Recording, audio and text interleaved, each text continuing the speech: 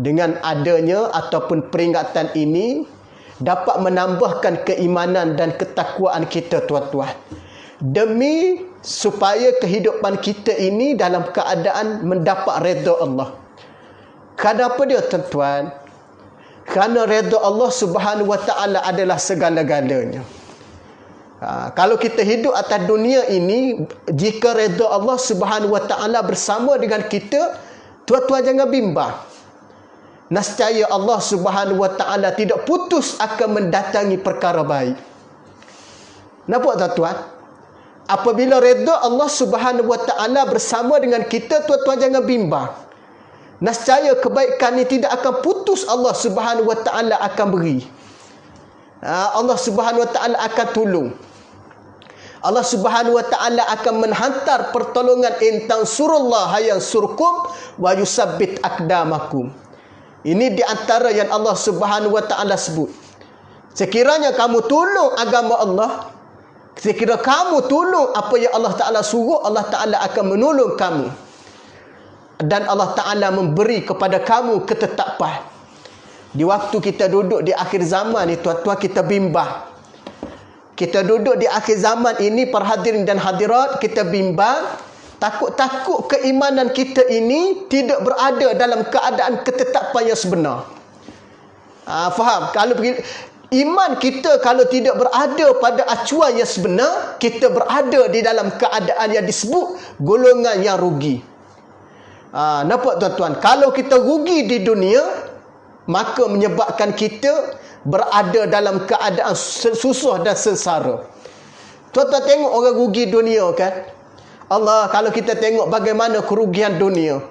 Seorang ahli perniagaan yang rugi dalam perniagaan dia. Allah, berkecamuk jiwa mereka, para hadirin dan hadirat. Jiwa mereka ni dalam keadaan kita tengok haru wal biru, kelam wal kabut. Seolah-olah ketenangan tidak ada, tuan-tuan. Kenapa dia? Rugi dalam dunia. Tapi di hari akhirat, tuan-tuan, rugi bagaimana Allah Subhanahu wa taala beri balasannya di dalam neraka, wal iyazubillah.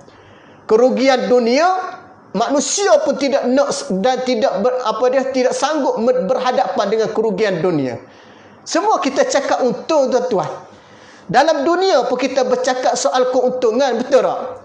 Berniaga nak untung, hidup nak ada keuntungan, ataupun kita sebut hidup dalam dunia pun kita membicarakan soal kejayaan. Soal kita nak berada dalam keadaan berjaya dalam dunia. Kalau kita belajar, seorang pelajar nak berjaya dalam pelajaran. Kalau kita seorang guru yang betul-betul berjaya dalam pendidikan. Guru dapat melahirkan anak-anak muridnya yang berjaya dalam pendidikan.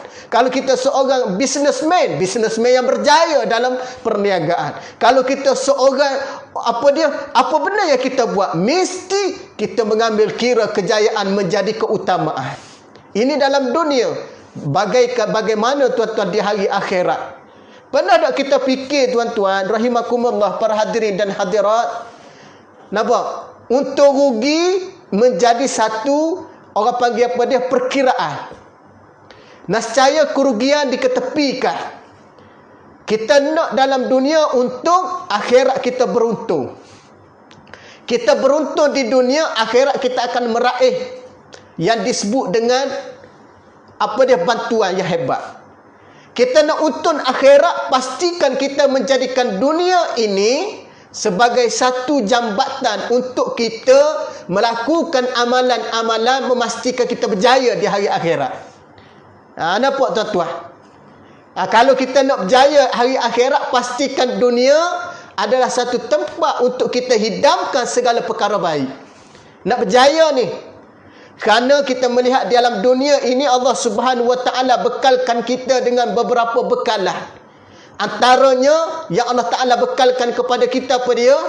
Pertama, Allah Taala anugerahkan kita nikmat. Nikmat ini adalah anugerah Allah. Betul tak, tuan-tuan rahimakumullah?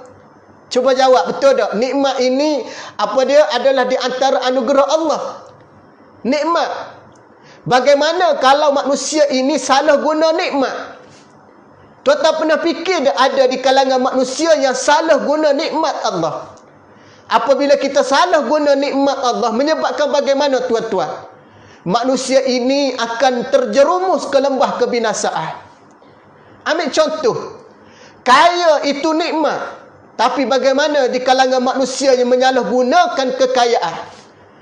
Kaya itu nikmat, tapi bagaimana mereka menyalahgunakan kekayaan yang menyebabkan kekayaan itu menjerumus diri mereka ke arah kebinasaan. Yang ini berlaku di akhir zaman. Tak cukup apa yang diberi oleh Allah, dia mengait keuntungan. Dia nak lagi cara lain untuk mendapat raih keuntungan. Yang disebut dengan rasuah, yang disebut dengan penipuan, salah guna kuasa dan sebagainya. Ini di antara untung rugi yang kita kena ambil tahu. Kalau dunia kita anti, kita membenterah rasuah, kita tak nak ada orang yang cuba menggunakan cara batil. Di hari akhirat kita nak pastikan juga yang sama. Perkara-perkara ini tidak berlaku, tapi pastikan dalam dunia kita kena buat benda yang baik. Betul tak tuan-tuan? Kita bimbang dan kita khawatir kegangguan dengan kita terjerumus dalam kehidupan dunia ini dengan sebab kita kurang faham dengan keadaan yang sebenar Allah Subhanahu Wa Taala kehendaki. Ramai orang tak faham, tuan-tuan. Ramai orang tak faham. Kenapa saya cakap sedemikian? Kerana ramai masih orang dalam keadaan tidak yakin dengan janji Allah. Ada orang yang tidak yakin dengan janji Allah. Pertama, dalam soal rezeki. Ada orang Islam sendiri dia tidak yakin dengan rezeki. Tu kalau kita sebut ni soal rezeki ni, tuan-tuan, nikmat ni Allah, tuan-tuan. Tu Allah Subhanahu Wa Taala sebut di dalam Al-Quran, wa in ta'uddu nikmatallahi la tuhsuha.